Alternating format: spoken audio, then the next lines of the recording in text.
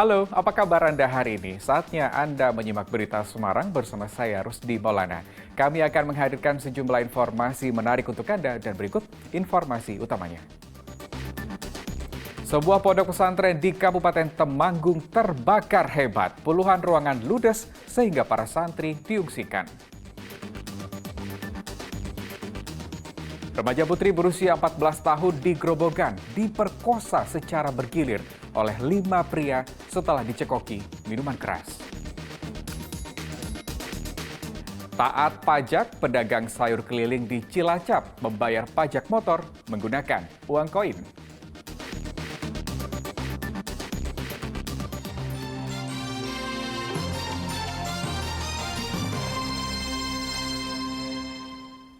Kita ke informasi pertama hari ini. Kebakaran hebat melanda sebuah pondok pesantren di Desa Bolong, Kabupaten Temanggung pada Minggu malam.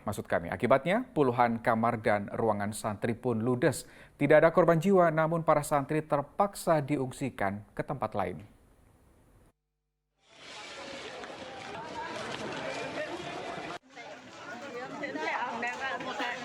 Suasana hening Ponpes Darul Mutakin di Desa Bolong, Kecamatan Selopangpang, Temanggung berubah menjadi panik Minggu malam. Kobaran api yang begitu besar membuat para santri berhamburan keluar ruangan untuk menyelamatkan diri. Kebakaran terjadi saat para santri sedang belajar menghadapi ujian Senin pagi. Kebakaran pertama kali diketahui salah seorang santri yang mencium bau plastik terbakar. Ia kemudian mencari sumber bau dan didapati plafon salah satu ruangan sudah terbakar. Kelas 3 SMP. Ini teman-teman kelas 3 berarti? Iya. Rencananya emang ujian atau seperti apa itu? Rencananya ujian hari Senin pagi ini. Lalu ujiannya diundur atau gimana? Iya, ujiannya sementara diundur. Beruntung para santri berhasil menyelamatkan diri sehingga tidak sampai jatuh korban jiwa. Namun 30 ruangan dan 2 aula serta fasilitas belajar dan buku ludes. Pihak Ponpes akhirnya mengungsikan 200 santri ke gedung lain untuk sementara waktu. Masih berpikir ini bau apa, karena banyak kendaraan yang lewat. Itu ternyata ada anak yang izin ke belakang, teriak kebakaran itu. Dan kita semuanya berlima itu menuju ke lokasi dan ternyata itu sudah terjadi kebakaran. Untuk kebakaran malam ini sendiri, ada berapa ruangan sih Pak yang terbakar totalnya? Perkiraan sementara ini karena sampai detik ini kita belum menuju ke sana lagi. Setelah api padam itu kita kondisikan anak supaya mental dan sebagainya itu bisa terkondisikan. Maka yang bisa kami terima kabar terakhir ini sekitar 32 ya Pak?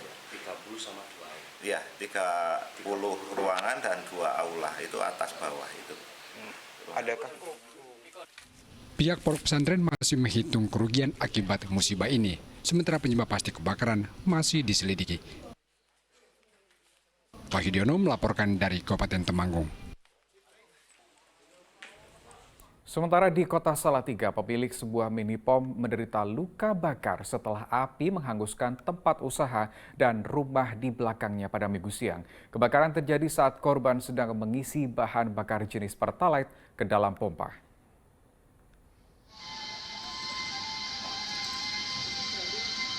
Dari video amatir warga, kobaran api begitu besar cepat merembet sehingga dalam waktu singkat api menghanguskan kios BBM Pompa Mini di Kelurahan Mangunsari, Kecamatan Sidomukti, Kota Salatiga. Selain kios, api juga merembet dan menghanguskan satu rumah di belakang kios. Sebuah sepeda motor juga tidak luput dari amukan si jago merah. Petugas pemadam berjibaku memadamkan api, namun banyak bahan yang mudah terbakar seperti BBM dan tabung gas berisi LPG membuat api sulit dipadamkan. Kebakaran juga mengakibatkan pemilik kios BBM menderita luka bakar sehingga langsung dievakuasi ke rumah sakit. Menurut saksi mata, kebakaran terjadi saat korban sedang mengisi BBM jenis Pertalite ke dalam mesin pompa. Namun tiba-tiba saja muncul percikan sehingga kebakaran hebat pun terjadi.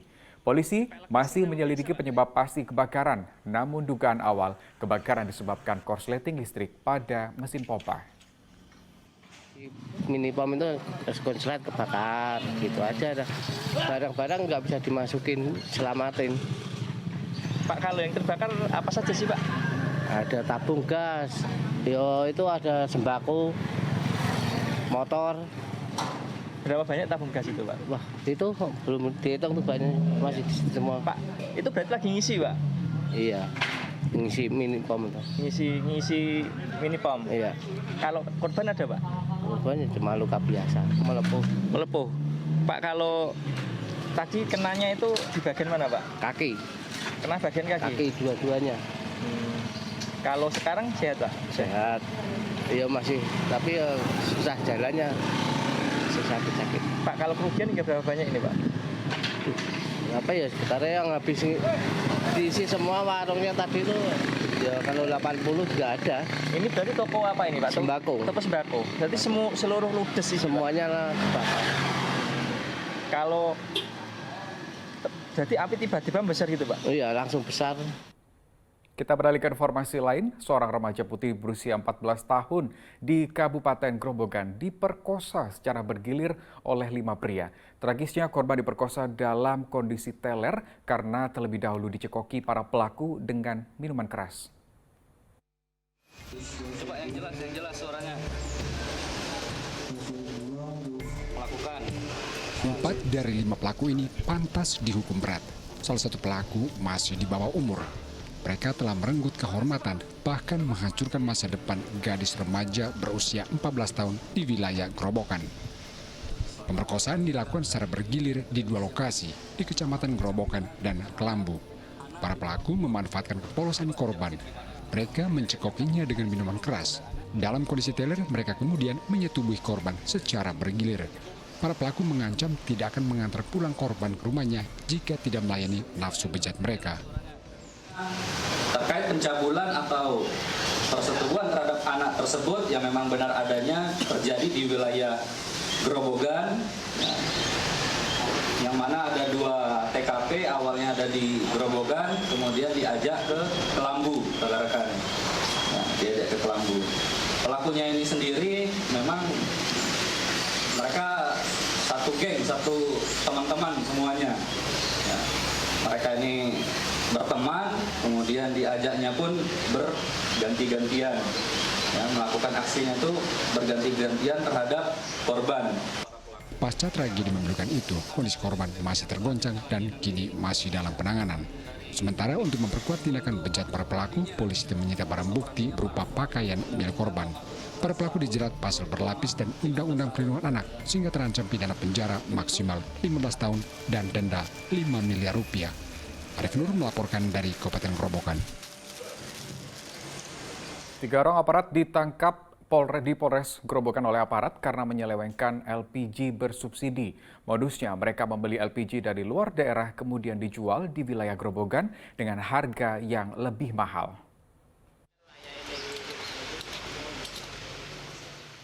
Sopir dan kernet truk bernama Mahfud dan Sarah ditangkap polisi saat sedang menurunkan ratusan tabung gas LPG 3 kg di sebuah toko di Kecamatan Penawangan. Keduanya diduga menyelewengkan LPG bersubsidi. Penangkapan bermula dari keluhan masyarakat karena harga LPG lebih mahal dari biasanya. Setelah diselidiki, polisi mendapatkan informasi adanya pemilik usaha bernama Triningsih yang membayar sopir dan kernet truk untuk mencari LPG di wilayah Sragen. Kita mendapatkan informasi dari masyarakat bahwasanya ada pelaku usaha yang bergerak di bidang bahan bakar gas atau LPG yang disubsidi oleh pemerintah memasukkan barangnya dari wilayah Sragen ke Polres wilayah Grobogan.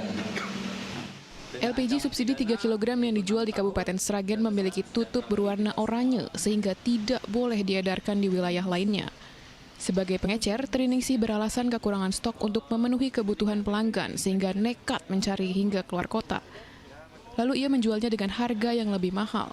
Setiap tabung gas mendapat keuntungan Rp2.500. Karena yang didapat seminggu hanya 100. Jadinya kurang karena memenuhi kebutuhan pelanggan. Kalau yang dari Sragen, beli Pak? Kalau yang dari Sragen, saya mencari ngecer. Selain menangkap tersangka, polisi juga menyita barang bukti diantaranya 272 tabung gas LPG dan truk box yang digunakan untuk mengangkut LPG. Para tersangka dijerat dengan Undang-Undang tentang Minyak dan Gas Bumi dengan ancaman hukuman maksimal 6 tahun penjara dan denda maksimal 60 miliar rupiah. Harif Nur melaporkan dari Grobogan. Ya, aksi seorang pemotor melempar narkoba ke dalam lapas kelas 2B Kota Tegal terekam kamera pengawas. Narkoba yang jatuh di halaman ruang dapur lapas tak sengaja ditemukan oleh salah satu sipir. Detik-detik narkoba dilempar ke lapas kelas 2B Kota Tegal terekam kamera pengawas Rabu dini hari. Pelaku yang terlihat datang mengendarai sepeda motor sempat berhenti untuk mengamati situasi sebelum melempar narkoba. Namun, bungkusan plastik yang jatuh di halaman ruang dapur secara tak sengaja ditemukan oleh salah satu petugas sipir. Setelah dilakukan pemeriksaan, ternyata bungkusan tersebut berisi beberapa jenis narkoba, yaitu sabu-sabu seberat sekitar 0,5 gram, tembakau sintetis gorila seberat 1 gram, 2 butir pil dextro, serta alat hisap sabu-sabu. Diduga pelaku melempar narkoba ke dalam lapas untuk menghindari pemeriksaan. Pasca peristiwa ini, sebanyak 15 napi narkoba lapas kelas 2B Kota Tegal langsung dipindah ke lapas Ambarawa. Barang itu sebenarnya kita tidak tahu ditujukannya ke siapa karena tidak ada nama pengirim atau gimana lah yang menandakan bahwa itu warga binaan. Tetapi setelah kami selusuri dan kami cari informasi tentang keberadaan barang tersebut, ya kami melakukan pemindahan sebanyak 15 orang ke lapas Ambarawa guna mencegah dan memutus mata rantai narkoba yang ada di dalam lapas Tegal. Lapas kelas 2B Kota Tegal berkoordinasi dengan Satuan Reserse Narkoba Polres Tegal Kota masih menyelidiki kasus ini untuk mengungkap pelaku dan penerima narkoba di dalam lapas. Kuncoro Wijayanto melaporkan dari Kota Tegal.